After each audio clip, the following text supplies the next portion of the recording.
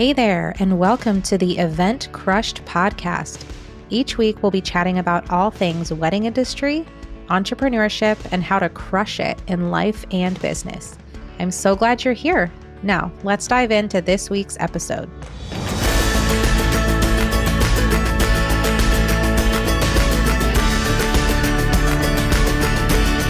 Hello, and welcome to episode 16 of the Event Crushed podcast. This is your host, Becky Hart, and I am so excited to bring you an interview today with somebody who I have really looked up to in the industry for years, and someone who I've just kind of been following along with and listening to their podcast. And so it was pretty surreal to have Heidi Thompson of Evolve Your Wedding Business on my own show. She is a wedding business coach, a marketing strategist, a best-selling author, and just a wealth of knowledge. And we discussed all things marketing plans today, which I thought was a fascinating conversation. And I think that you are really going to enjoy it. And also, Heidi shares about the upcoming Book More Weddings Summit, which is happening August 19th through the 23rd. And I'm actually going to be speaking at this free online conference. And if you have not signed up for it yet, you definitely should. I will have a link below in the show notes. And again, it's a free online conference for all types of wedding pros.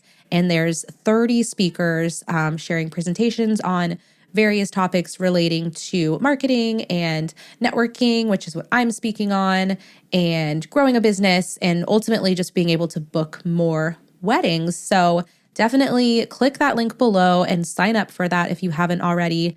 And without further ado, here is Heidi Thompson with Evolve Your Wedding Business.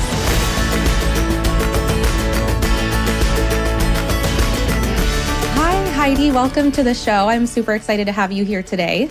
I'm excited to be here. Thank you so much for having me. Of course. Yeah, I've been a long-time listener of your podcast, the Evolve Your Wedding Business podcast. So it's kind of surreal for me to have you here. So I know you have so much wisdom to share, and I'm really excited for our topic today. Well, thank you. Such kind words. Aw, thanks. Absolutely. So today, I would love it if you could share a bit about yourself and just kind of how you're involved in the wedding industry. I imagine that some of my listeners are familiar with you and have listened to your podcast and have done some of your summits and that kind of thing. But if you can just give a little intro and share if they aren't familiar with you, that would be amazing. Yeah, of course. So I'm Heidi Thompson. My business is called Evolve Your Wedding Business. And it started about 12 years ago. And ever since, I have been working with all different types of wedding professionals to help them attract and book more of the clients that they really want, and also build a business that gives them freedom and flexibility, because that piece is really, really important to me too. It's not just about, booking as many weddings as you want or as you can if you have no life as a result of it. So that part is really important to me. Yeah, absolutely. I think that's great that that's a focus of yours, because that is, if you can't enjoy your life, like if your business is taking over and that you can't even, enjoy your life, like that's really sad. And that's not what we want. Yeah. What's the point at that point? Like, okay, right. Why are we doing this? Exactly. How long have you been an educator in the industry? How long have you had your podcast? I think I started the podcast in like 2014 or 2015. Wow. It was ages ago. I started with coaching and educating in about 2012. And before that, I had worked as a planner. I had worked in nonprofit events as well. And I got into this through stumbling into marketing jobs, realizing I loved them, learning a ton about marketing and business, working in different industries for years. And while still, keeping a finger on the pulse of the wedding industry, I noticed there was a shift happening at the time in like 2010, 2011, where, people like just took a huge left turn into offbeat bride, into rock and roll bride, into I want my wedding to look and be the way I want it. And so I started a wedding show that brought together the people who wanted that with the vendors that were able to do these amazing creative things. And they were not making enough money. And I found myself spending a lot of time helping them and coaching them on what they could do to get a better return on the show, as well as other areas of their marketing. And it kind of was like, oh yeah, I guess everybody doesn't just like read marketing books in their spare time. I didn't know that. So that's kind of where those worlds came together. And I've been in like the educator coaching space ever since. Wow, that's amazing. I forgot I know that I had listened to one of your episodes or somewhere you had kind of shared that background about the wedding show. And that's such a cool like way to get into this, and noticing that need that was there and then being able to fulfill that and help those people is incredible. Yeah, it was fun. And like if those people would have been just be paid based on their creativity, they would be super, super rich. But if you don't know how to market and sell, you don't make the money that you really should in these creative businesses.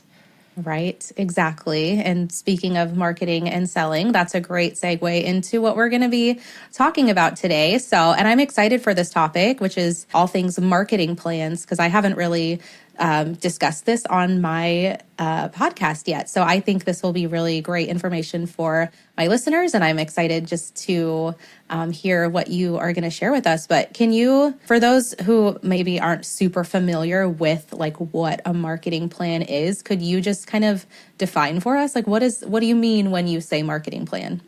Yeah, the way I teach putting together a marketing plan may differ from other people, other industries.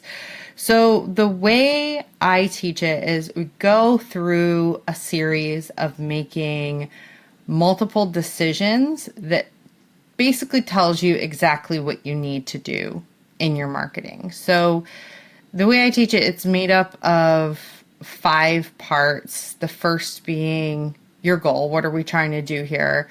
Who do you want to book? How many weddings are you trying to book? What's the income threshold you're trying to get to? And then we move further in the second piece into that who, because a lot of people gloss over this and they think that having like an imaginary ideal client or trying to be everything to everybody is going to be the thing that works best. And I can promise you it's not. That makes your life so much more difficult than if you make yourself the actual, go-to person for someone, so that when someone says they need XYZ thing, you're the person that gets referred. You're the person that gets found. You're the person that comes to mind. And I take my clients through a process of discovering, okay, who are those people that you've worked with that you wish you could clone? And if you could just work with them, like your life would be the easiest thing in the world. But unfortunately, they tend not to get married every weekend. So we have to find other people like them. So we go through a process of getting to know them better and of actually talking to them and asking them questions and finding out why they made the decisions they made, why they chose you over someone else, why this was even important to them to begin with, because most of our marketing goes on assumptions. It goes on, this is what I think people want. And because of that, everyone's marketing winds up looking the same and sounding the same, because it's not actually speaking to a person. It's speaking to a straw man of a person that doesn't actually exist and doesn't really care about those particular things. So we really get into, in that second part, getting really clear on what is going on in the heads of the people that you want to attract more of. That part is the most important part. That is like the absolute foundation. And when I see people struggling, it's usually because they're not speaking directly to anybody. Like they're speaking very broadly, they're not getting specific, and it makes it more difficult for you to be found because if someone, has their browser up in front of them, they have 20 tabs open, they're looking at 20 different planners or 20 different photographers, and they all kind of look and sound the same, that creates the situation where, you're going to be competing on price, and that's something nobody wants. So, yeah. Do you have any questions there about like the who before I move on? Because I know that is like, it's such a big foundational piece and a lot of people skip it.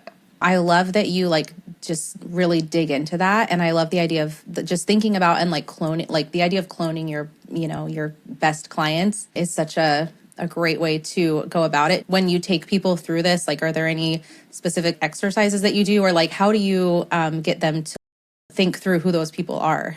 I'm really asking people, like, who are the people that you have worked with by name, not like general description. Who are those people that you wish you could continue to work with? You wish they got married every weekend, not for their sake, but for yours. And like, who are they specifically? And then we dig into like, actually, who are they as people? Because we get really stuck in this like demographic amorphous fog of like, oh, they're between 20 and 40 and they're getting married, and like, oh my God, there are infinite types of people that could fit into that. And depending on which one your person is going to completely change how you market and how you communicate. So identifying, okay, like, who is that person? If you don't have that person yet, like, I am a firm believer in that a hypothesis is always better than no hypothesis. So I think this is the person I want to work with. I'm going to find information about them based on other things. Like, if I think a lot of times we say, oh, like, they love this brand, and then we stop there.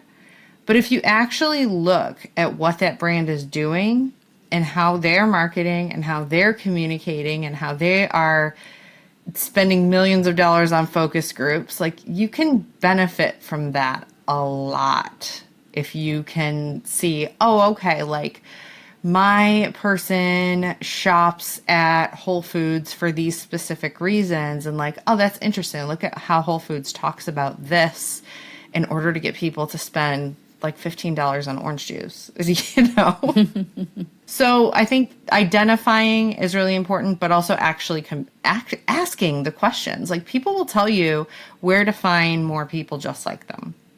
And you can't ask them that because they don't know.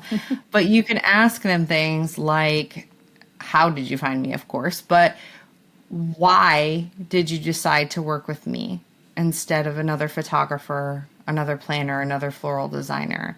Like, what was it about this particular service, this particular package, this particular product that was really important to you? And then hopefully through the communication you have with them, through, especially if you're a planner, putting the wedding together, you know about their priorities. You know the things that are really high up on the list for them. Maybe it's giving their guests an amazing experience and making it be like a wedding they've never been to before. And maybe that's their number one priority. That's what we need to be speaking to in the marketing, because they don't care about saving time. Like, that's what every wedding planner says. And then it all blends in. Then we get into that comparison situation again.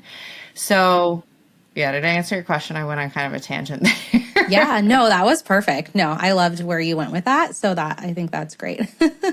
So that was the second one. And then what's the third one? So the third is your messaging. And if you're not familiar with the term messaging, if you're listening to this, it's really just how you communicate about what you do and why someone should work with you over someone else. The things you say, the words you use in your marketing, even down to, your tone. That can be really important depending on who you're trying to attract.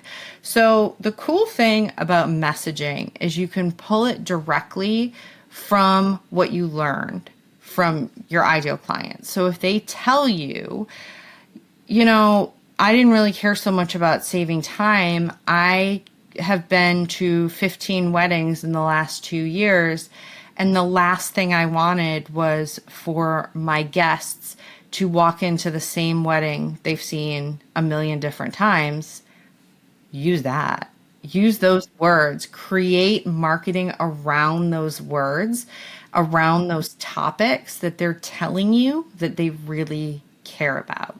So the messaging is really just like, what is the language? What are the topics? What are we even talking about? Because they don't want to hire you for the sake of hiring you. They want to hire you to get a certain result.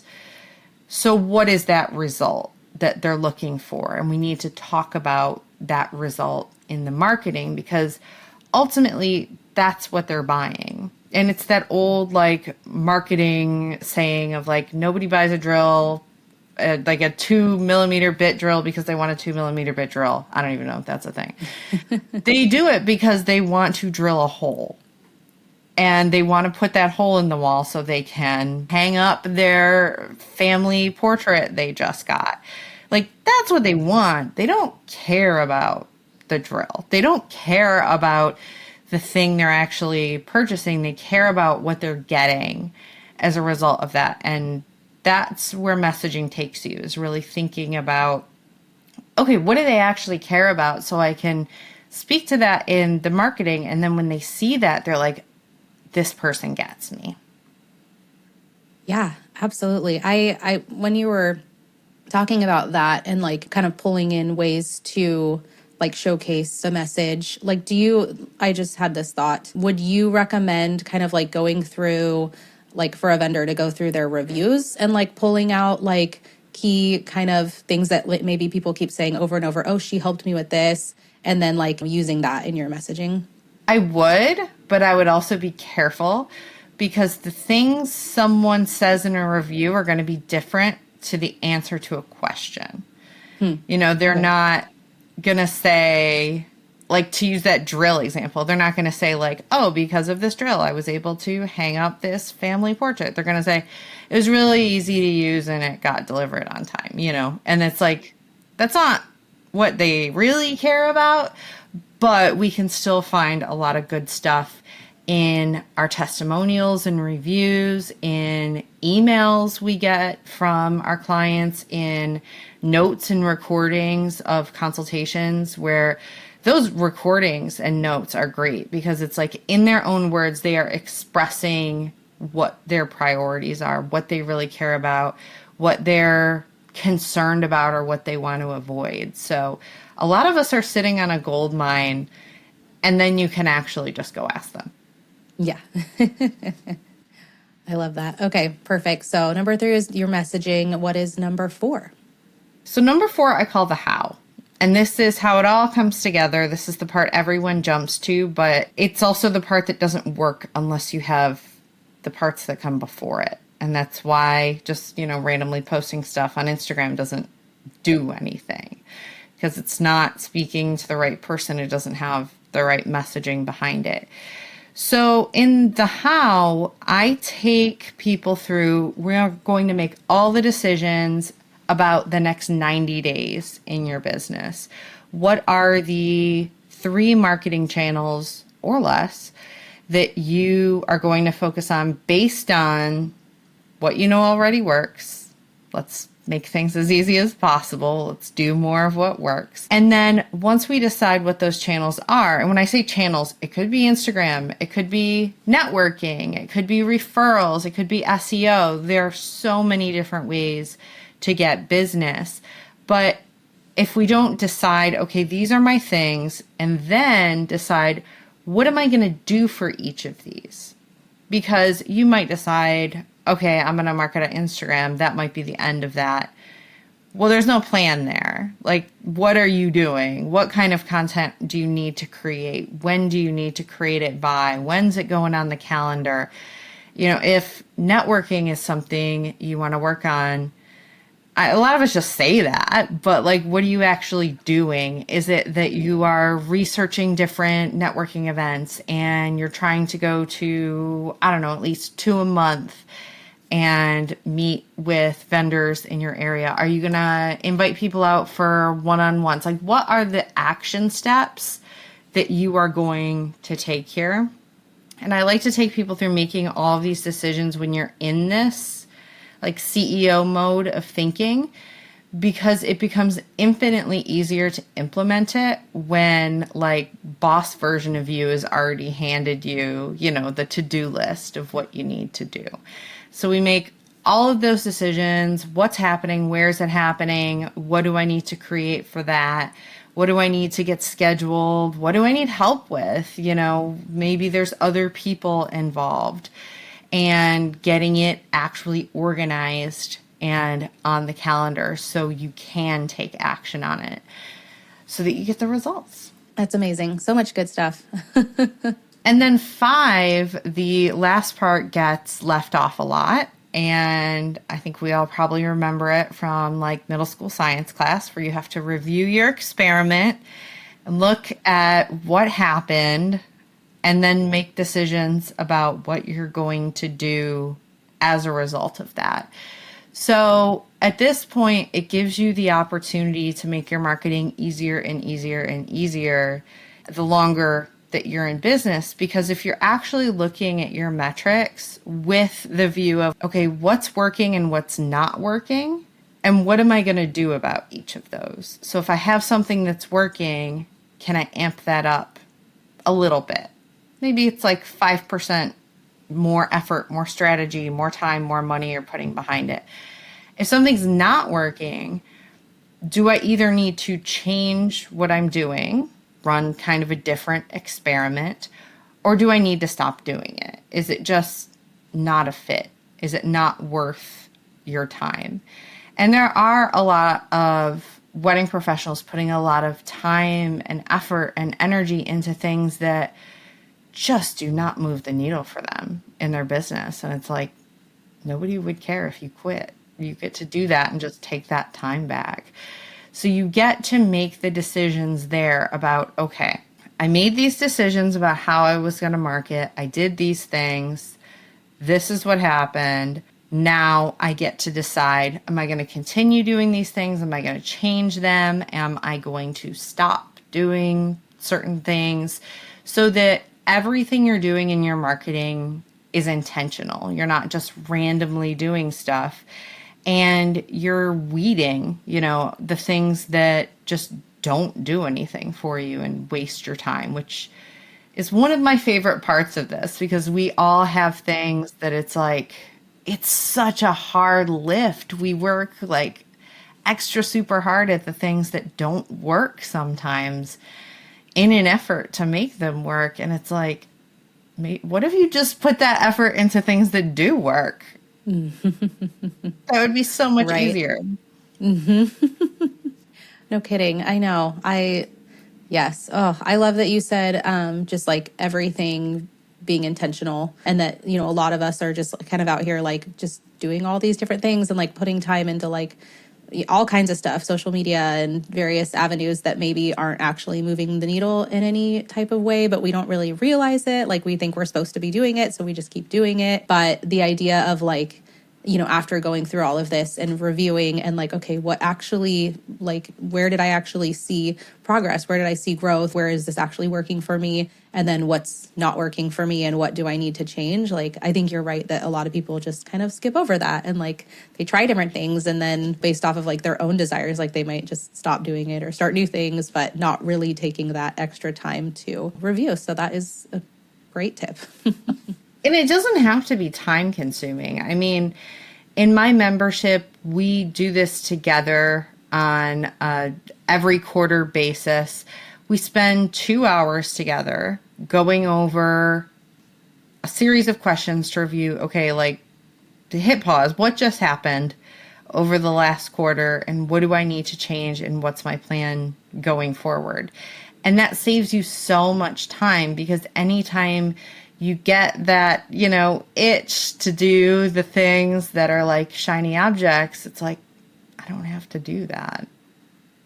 And I know I don't have to do that. It's not just me being like, I don't want to do that. I know this is not a good use of my time, and it allows you to better make that decision. Really, I feel like so much it's like you're making your case to yourself because you feel like you should be doing a lot.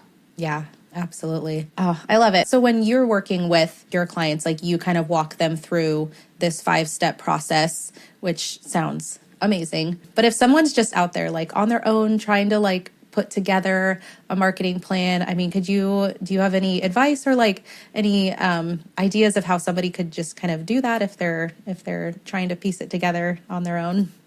Yeah, so a lot of it is just about making all the decisions up front and treating it that way. So you're not sitting down to like come up with a bunch of content ideas. You're sitting down to figure out like, what am I even doing? Like, what should I be doing? And I would say, base it on the data that you have available. And the problem I see come up for a lot of people is, they've been in business 10 years. Their marketing is just as hard, if not harder, than when they first started. And it's because they're not looking at, okay, who am I speaking to? What do they need to hear? And where are the places that I need to show up and say that? Like in its most basic form, those are the decisions that you're making. And if you make those decisions for yourself, you are going to be significantly further along than most people. Definitely. So do you recommend that somebody is like they're asking these questions, they're thinking through all these things, they're looking at data, and then do you suggest that they get like a Google Doc or like a Google Sheet and start like inputting the information in there? Or like, how do you suggest that people kind of organize their thoughts and start like forming the marketing plan? Yeah. So, I mean, the way I do it, we have a workbook for it, but you could do it in a Google Doc where you are, pulling things that your ideal client has said that you can reference. You're figuring out the messaging from that and just making the decision for yourself. Like, okay, so for the next 90 days, I'm going to do these 3 things, and here's what I'm specifically going to do in each. I think most people go into the planning of that without deciding, I'm going to spend time on Instagram because the people I'm trying to reach are finding me there. So I think starting with like that bigger picture, having a document on that, you don't have to have something super concrete. I don't have like a formal thing for myself.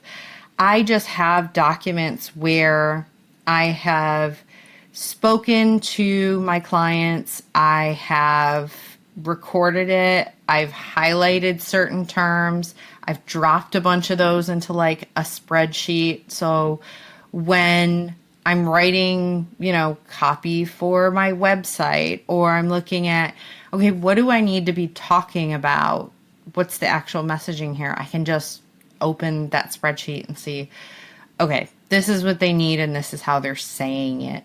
And then when it comes down to choosing what you're doing and when you're doing it, for me, that becomes either a Google Calendar thing or a project management thing. It really depends how you like to work. But I think any particular tool is fine as long as it's going to work for you. We have members that just do it in a Google Doc, do it in a spreadsheet, do it in a PDF workbook, and just plan out what they're going to do from there. It doesn't have to be pretty. It doesn't have to be like formal or fancy or like well formatted, as long as it gives you the information that you need in order to take the actions that you need to take. And for me, I mean, I use ClickUp as a project management tool for a lot of big projects that I do.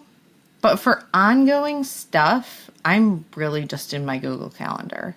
And then I can refer back to, like that spreadsheet if I need to figure out, okay, what do I need to create this Instagram reel about? Then I can just refer back to it. But a lot of it just stays in your head once you do it. And it's like, this is what they need to hear. This is what I need to talk about. But yeah, having that spreadsheet, I probably don't even use that spreadsheet like once a month, to be honest. But it's there. Mm-hmm. Okay, that helps a lot because I feel like in my head I'm like making it like this big thing, like just. Oh yeah, I used to do the same thing. Like this like giant, a formal business plan that you like submit to a bank. Like no. Yeah, I love that there's a lot of like freedom in it, and you can kind of make it whatever you need to make it for your business. As long as like I don't know. I'm pretty sure I have in the past, like tried to kind of do a marketing plan, and it was more of like a kind of like a Google sheet or something. And then I just forgot about it. Like I didn't, you know what I mean? But I think the important thing is that it's something that whether it's like mentally or on paper, however, that you're like continually referencing back to it and checking in with yourself and seeing like how these things are going and not just forgetting about it. I think part of it too is like deciding how you're going to do things. So if you decide, you want to work on building your network, you're going to find 2 events a month to attend, and you're going to invite, 2 people to meet up for coffee. Like that should be a recurring appointment on your calendar so you can't forget about it. So like the first Monday of the month or something, it's just there because that way you're not going to forget about it. It's not going to let you fail. And it doesn't have to be like a big documented sort of thing. It's just like, oh yeah, I need to go find those events. I'm going to go do that now. Definitely. Yeah, I only just recently discovered, I've been using Asana for a while, but I discovered like the reoccurring tasks, which has been amazing because I just, for all my like, now that I've been in business for so long, it's like I have all these things that I do every single week, like, CEO tasks and even like podcast stuff, like recording the intros and outros and writing the show notes. And like I can just create a reoccurring task every week and then I don't have to think about it because it just pops up every time. And in the same way, kind of like a Google Calendar event that you can just have, pop up again and again. So helpful. I love those little like automations and things that we can do to just make our lives easier. Yeah, it's just like past you took care of, now you. And if you can just do those little things, that stuff will get done because you've built the systems you need to support you actually getting them done. Absolutely. We talked about this a little bit. You just gave a great one about creating reoccurring appointments on your calendar, like for the networking example. Do you have any other like strategies or ideas to help somebody like if they've, gone down this journey of creating marketing plan and if they get like sidetracked like I did? Do you have any other ideas or ways that people can kind of stick to it? Yeah. So, there are some really simple things you can do for yourself. I think you uniquely know how you sabotage yourself and get in your own way. We're all just, special little snowflakes in the ways that we get in our own way and wreck plans for ourselves. So like, what you tend to do. So I'm a big fan of setting up systems with that in mind and not like with the ideal version of you in mind. So if that version of you just needs like a sticky note on your laptop with the 3 things you're supposed to be focusing on that you can just glance at that and be like, yep, TikTok's not one of those. I'm going to pull myself back in and get back to this. That's fine. Like something simple like that may be all that you need. And I think we guilt ourselves when we fall off of things, but I think that's natural. Like, it becomes a muscle that you build where you can like yank yourself out of rabbit holes that you've gone down and you get better and better and faster at that. And you notice 10 minutes in as opposed to 2 hours in that, okay, this is not what I set out to do. Another thing that I do and I use that really helps me is I make the decision before the day starts what the most important things are for that day. So I'm not reacting and getting pulled around as much. It happens. It happens to all of us. But if you know, okay, like the one or two things I really need to get done today are these, or, what is the focus of today? Like today, I have a ton of calls. That is just my focus today. That's what I'm supposed to be doing. As long as I'm doing that, I'm doing what I need to do. And that helps me not feel bad that I'm not creating an Instagram post and that I'm not like working on that blog post that I know I have waiting for me. Because it's like, no, that is what I said I was going to do today. And I have to do that not on the day, purely because I'm not a morning person and I never start my day at like my peak brain wise. So I'm much better like in the afternoon. So I make those decisions for myself either at the beginning of the week or at the end of the previous day so that I can just show up in, a little bit of a fog with a coffee, and I know what I'm supposed to be working on because past me told me what I'm supposed to be working on. Mm-hmm. Exactly. Yeah, that's been very instrumental in my life too. And just, I've always had this kind of like running to-do list that felt very overwhelming. And I've been able to kind of like accept the fact that I'm not going to get everything done on my list. But if I just really hone in on like the 3 things that I have to get done that day, if I can at least complete those tasks, then I'll feel like accomplished and I did what I could do. And maybe there's other smaller tasks that I'm rolling over to the next day. And, I've come to terms with that's okay. As long as I'm getting like the really essential time sensitive ones done, it's okay to just move those smaller ones over. Yeah. And I think part of it is like giving yourself something that's not overwhelming, because we've all done that. We've all had, here's 80 things I want to get done. You don't really need to see that whole list. You just need to see like, what do I need to get done today? And then because that list is only 1, 2, 3 things long, it's so much easier to have that feeling of completion and that feeling of achievement that you actually did something good for your business, because 3 out of 3 is a lot better than 3 out of 80, even though it's the exact same thing. Right. Oh, exactly. Okay, well, we're getting close to kind of wrapping up here, but I would love it if you could share your biggest piece of advice that you would give to our listeners as it relates to their like general marketing strategy. What would you say? Quit things that don't work. And I've already kind of said it, but I think making the decisions for yourself, like dividing yourself into kind of 2 different people, is one of the best things you can do for it. Like there has to be a CEO you that's like making the decisions, creating the strategy, deciding the high level stuff. And there has to be a worker bee you that's like just sitting down doing the work. It gets hard and it gets confusing and it gets overwhelming when you try to be both of those people at the same time.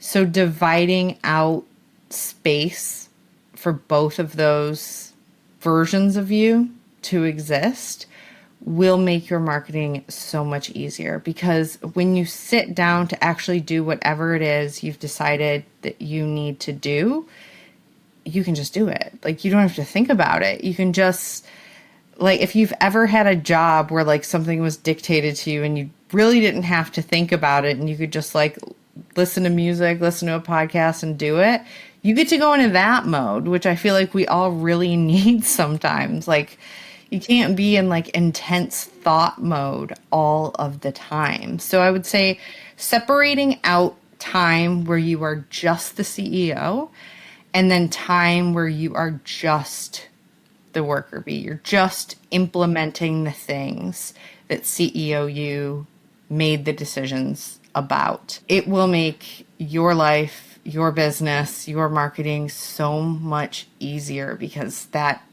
when you start commingling those 2 parts of your brain, it's so overwhelming. I've done it. Don't do it. Yeah, that resonates with me a lot, honestly, because I think I was talking to someone else. I think I was talking to my virtual assistant Darcy on one of my podcast episodes, and we were talking about like CEO days, and which I love the idea of, but I was like, I just more so just have like CEO times where I do CEO tasks, but it's not like super designated. Like I'm kind of like going back and forth between, like you were saying, like kind of the busy worker bee, and then I'm doing like CEO stuff. So my brain is like, it isn't like the smoothest transition. So I think it would benefit me a lot to have like designated CEO time where I can really get into that like mental state rather than bouncing back and forth between those tasks. That's super good advice. It helps you be aware of why you're doing things too, because if you don't give yourself CEO time, that worker bee is just going to go find something to do because that's what that part of your brain is built to do. You know, you want to go feel busy to feel accomplished. So you're going to go do stuff. That stuff may or may not have any impact on your business. It could just be busy work. So by setting aside the time to kind of give yourself direction, give yourself instructions of what you're supposed to do, not only is it more effective, but it saves you time because you're not like kind of buzzing around doing all the things you possibly could be doing. Because it's like, well, these are the only things I have to do. And I did those things, so I'm going to go outside now. Oh, that's great. I'm going to be mulling on that. And it doesn't, I know a lot of people talk about CEO days. It doesn't have to be a whole day. It can be an hour, but it's an hour right. That you're being intentional and thinking about, okay, what am I doing and why am I doing it? And then that way, the action that you do take off of that has some, reason behind it, some connection to a bigger goal. Definitely. Oh, I love it.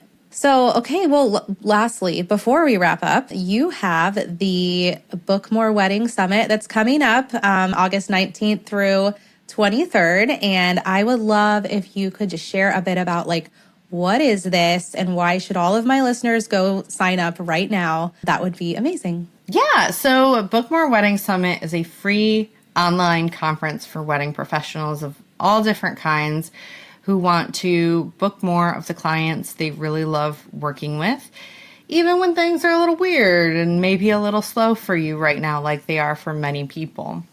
So we have over 30 speakers talking about a huge range of topics, really focused on that goal of helping you attract more of the right people, book more of the right people. And Becky is speaking. Tell us a bit about your presentation.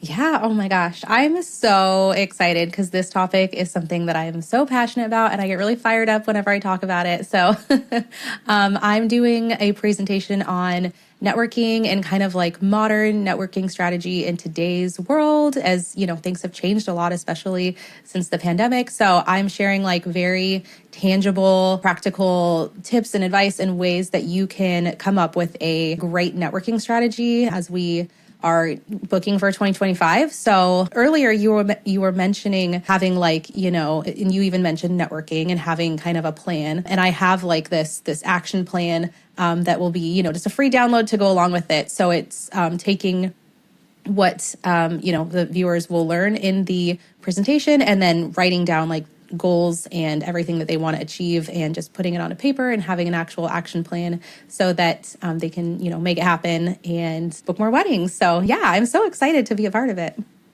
Yeah, I'm excited to have you. And that's such a good topic. I think a lot of people feel a little overwhelmed sometimes about networking. They know it's important to build relationships, but it can also feel like, okay, but what am I supposed to do exactly? And right. How do I not come across as weird, right? Because it can feel very awkward for sure. Yes. 100%. Yeah. And so we're going to dive into all of that. And I know like those out there who are introverts might struggle a little bit more with networking too. I have a whole section on kind of networking for introverts and things you can do if that's you. So networking is definitely not just for extroverts. It's for anyone and everyone. Yeah, it's so important. And I think the great thing about what everyone is bringing to the table at the summit is like unique ideas and experiences and strategies and ways of doing things that you just get to treat like a buffet of strategies and ideas you can implement in your business and see some results to help you book more weddings. So you can attend totally free. Becky has a link you can sign up through, or you can choose to grab one of the upgrades to get lifetime access to everything. And in the Power Pack, you get access to over $2,900 worth of speaker bonuses, plus a bunch of other VIP events we're doing. So I'm very excited about that. Amazing. Oh, yeah. There's so many great speakers and so many, like, just I was looking through the list of all the topics, like, so many good things. This is a no-brainer if you're in the wedding industry and you want to book more weddings, which is literally everybody. So there's no reason that you should not sign up for this. Yeah, I totally agree. I'm a little biased, but I totally agree. Yes. And I'll make sure I'll have the link in the show notes and everything. So it'll be super easy to just click that and sign up. And like Heidi said, it's completely free. So we hope to see you in there. Yeah, and you can bring, any questions you have about any of the presentations into the group. You can use that group to network as well as ask the speakers questions. Please do. Like, the people I see who are really active in there make the most of it. And that is what we're there for. Yay. I love it. Well, thank you so much, Heidi. I just really appreciate you taking the time to chat with me today and for sharing all of your wisdom with us. I hope that everyone who's listening just has some great ideas for their marketing plan and that they're going to get out there and they're going to put that together for themselves, whether, like you said, it can literally be, you can have a sticky note with the 3 things on it that you're going to focus on. We don't need to overcomplicate it. It can be simple, but it's just those reminders and our ability to focus on the things that actually matter. I think this was great. And I really just appreciate you being here. Thank you so much for having me. Absolutely.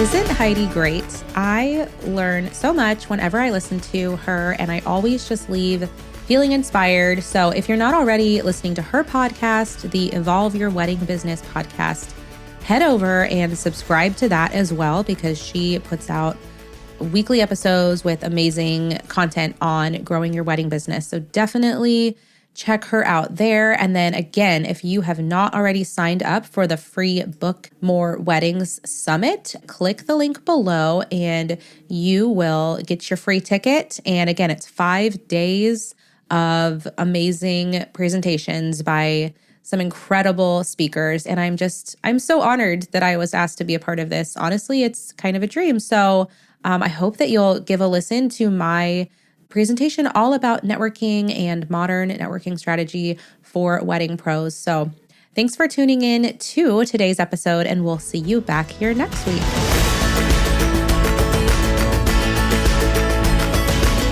Thank you so much for tuning in to this week's episode of the Event Crushed podcast. I hope you found value in this episode, and if you did, please consider sharing it with a wedding industry friend. We also hope you'll consider leaving a rating or review for the show to help other listeners find it. This podcast is edited and produced by Ace Sound Design. If you're looking to elevate your audio experience, their info can be found in the show description. As always, thank you for listening, and please connect with us on Instagram if you haven't already. Now get out there and crush it.